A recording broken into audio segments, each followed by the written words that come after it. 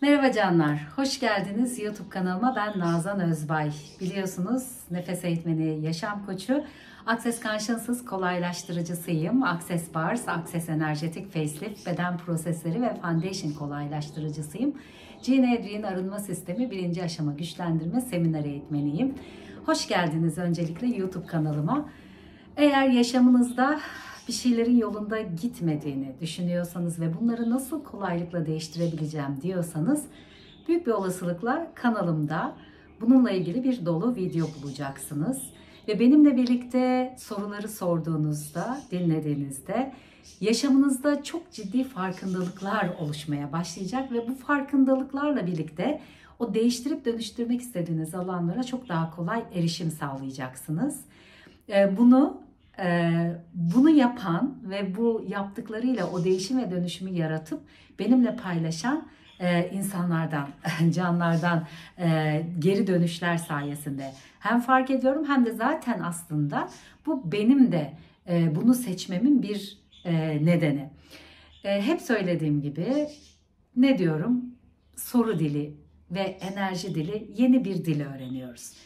Daha önce bize böyle bir şey öğretilmedi biliyorsunuz. Soru sormanın hatta yanlış ve soru sorduğumuz zaman aptal durumuna düşmekten korkmak, soru sorduğumuz zaman diğerlerinin bize sorduğumuz soruyu küçümseyerek bizimle dalga geçecek olması, soru sormanın gereksiz olarak bir diğerini meşgul etmek, soru sormanın aslında bizim için ne yaratacağını hiç farkında olmayarak yargılanma korkumuzu, yargılanacağımız kaygısını tetiklediği için sıklıkla sormaktan vazgeçtiğimiz bir enerji alanında çoğumuz yetişiyoruz.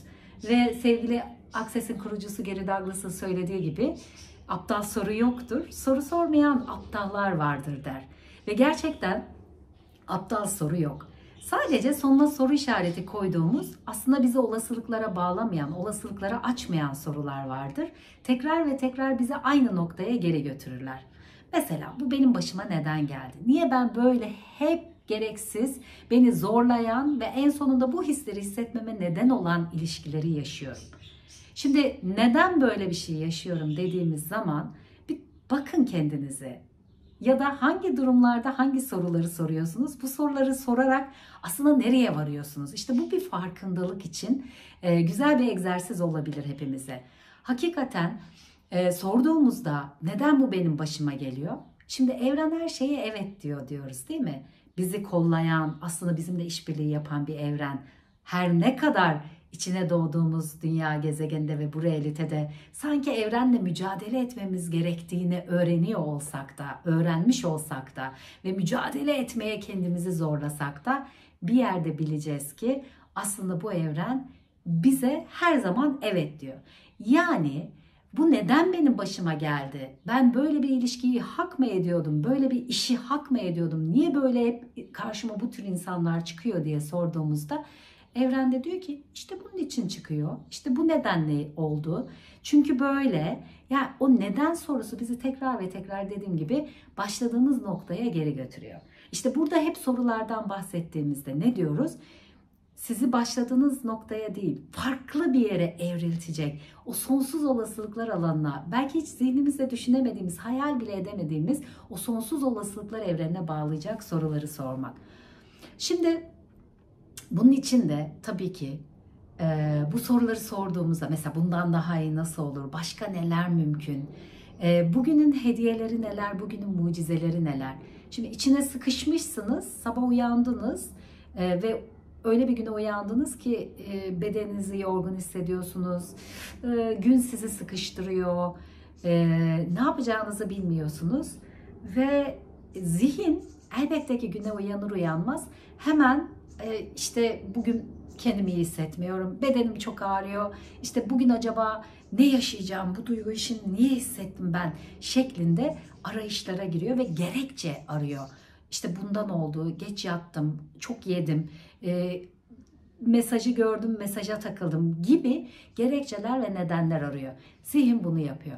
Ve eğer biz kendimizle çalışmazsak, bunun farkına varmazsak bu bütün günümüzü teslim alıyor arkadaşlar ve sonra birbiri ardına ekleniyor.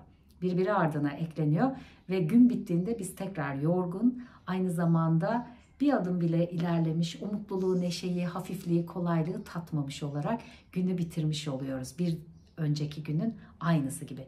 İşte bu noktada yeni bir dil öğreniyoruz. Soru dili, enerji dili derken hem soru sorup sonsuz olasılıklar evrenine bağlanmak, yeni bir şey, bu konuda kendimizi eğitmemiz, bu konuda daha fazla pratik yapmamız ve o kasları geliştirmemiz çok değerli.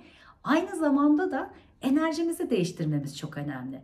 Biraz önce anlattığım örnekte sabah yorgun kalktım, her yerim ağrıyor, bugün ne yapacağım, işte o halletmem gereken işler enerjisiyle mi uyanmak çok önemli.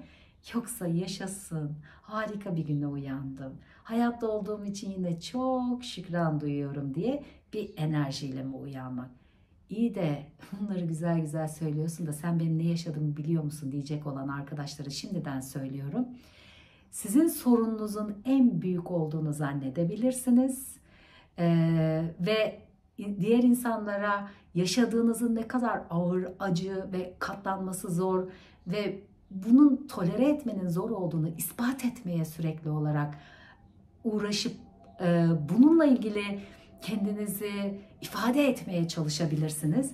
Ama zannediyor musunuz ki diğerlerinin umrunda? Hiçbir zaman da umrunda olmayacak. Çünkü bu sizin yaşamınız ve her o aslında durumunuzun ne kadar ağır olduğunu ispat etmeye çalıştığınızda, hastalıktan bahsederken, işteki yaşadığınız sorunlardan, ilişkideki yaşadığınız sıkışıklıktan bahsederken, karşınızdaki insan sizi anlasın diye bahsederken, aslında her bahsettiğinizde yeniden ve yeniden enerjinizi ne kadar aşağıya çektiğinizi ve bunun sizin yaşamınızı yaratma noktasında işe yaramadığını fark etmeye başlayabilirsiniz. Şimdi kolay olduğunu söylemiyorum. Ne yaşadığınız, çünkü herkesin gerçekten kendine göre yaşadığı ağır ya da hafif, Allah dağına göre kar verir diye boşuna dememişler. Herkesin kaldırabileceği kapasitede. O yüzden kimsenin sorunu bir diğerine göre daha ağır ya da daha hafif diye yorumlamak haddimize düşmez. Başka dinamikler var. Bütün onları yaşatan, seçtiren, o yolda bizi ilerleten, bizi güçlendiren. Dolayısıyla burada bakış açımızı değiştirmemiz çok önemli. Enerjiyi değiştirebilmek için. Bilim adamları araştırmalar yapıyorlar biliyorsunuz. Sürekli gülümsediğiniz zaman beyninizdeki hormonlar sizin o andaki o hormonlarınıza odaklanıyor. Gülme hissinize odaklanıyor ve daha fazla mutluluk hormonları salgılamaya başlıyor. Yani işte böyle pratikler yaparak, kendimizi bu konuda geliştirerek, soru sorduğumuzda işte bundan daha iyi nasıl olur dediğimizde, her durum için biliyorsunuz soruyoruz bunu. Daha iyi bir şeyin olabileceğine dair o umuta bağlanmayı kolaylaştırıyor. Fark edin bunu. O yüzden enerjiyi değiştirebilmenin yolları var. Yani demiyorum ki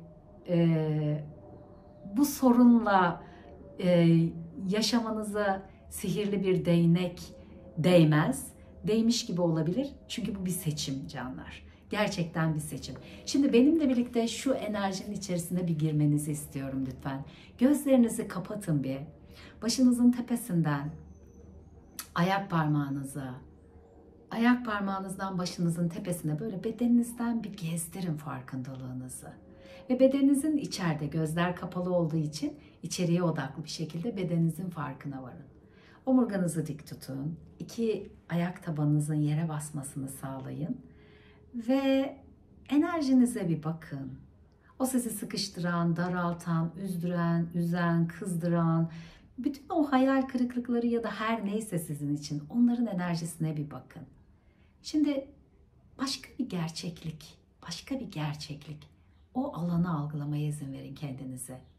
Her gün yeni bir bahara uyandığınızı bir anlığına da olsa alıp kabul edin.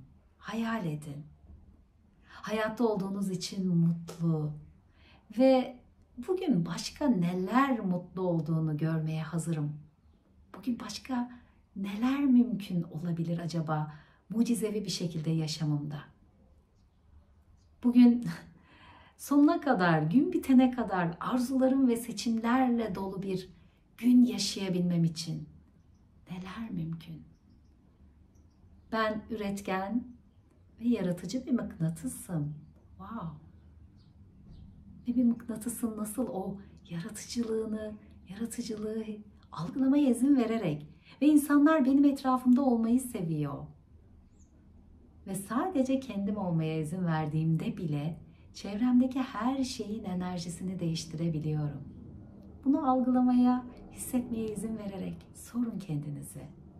Ve bütün ilişkilerim birlik ve ahenk üzerine kurulu. Eğlenceli, kolay, neşeli ve hep karşılıklı ilişkilerim birlik ve ahenk üzerine kurulu.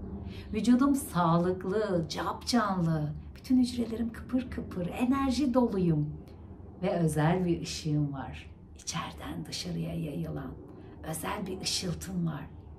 İşim büyüyor, işbirliklerim böyle etrafımda beni mutlu ediyor ve birlikte yarattığım her şey bana keyif veriyor. Her gün parayı ve desteği ve olasılıkları alıp kabul edebileceğim yeni bir olanak gibi. Hayat neşeli bir serüven. Kahkaha, hafiflik, bedenime sanki böyle doluyor. Hissedin, algılayın bunu.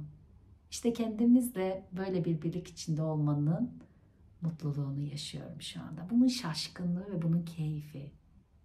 Ve insanlar bana soruyorlar kendini değiştirmek için ne yaptığımı. Ben de söylüyorum onlara. Kendimi seçtim. Kendime adandım. Evrenle işbirliği yaptım. Ve evrenin bana cevap vermesine izin verdim. Ve mümkün olduğunu bildiğim her şeyi yaratmak için sormaya ve seçmeye devam ettim. Ve bakın enerjinize. Şimdi bunları duyduğunuzda gözlerinizi açabilirsiniz. Bunları duyduğunuzda, bunları hissetmenize izin verdiğinizde hem dirençlerinizi alıp kabul etmelerinizi ve kabul edememelerinizi fark ettiniz. Hem de eğer o bariyerlerin inmesine izin verdiğinizde ne kadar genişlediğinizi ve hafiflediğinizi fark edin. İşte aslında canlı yaşam burası canlar. İşte aslında bizim olduğumuz o mucizevi alan burası. Her gün bu sorularla ve bu enerjiyle dolu olsaydık eğer nasıl bir gelecek yaratırdık hep beraber? Ben meraklıyım. Lütfen yapın bunu. Hatta uzun süre yapın. 2 hafta, 3 hafta sürekli olarak yapın. Bakın bakalım enerjimiz nasıl değişiyor. Yorumlara da yazarsanız sevinirim. Görüşmek üzere, hoşça kalın.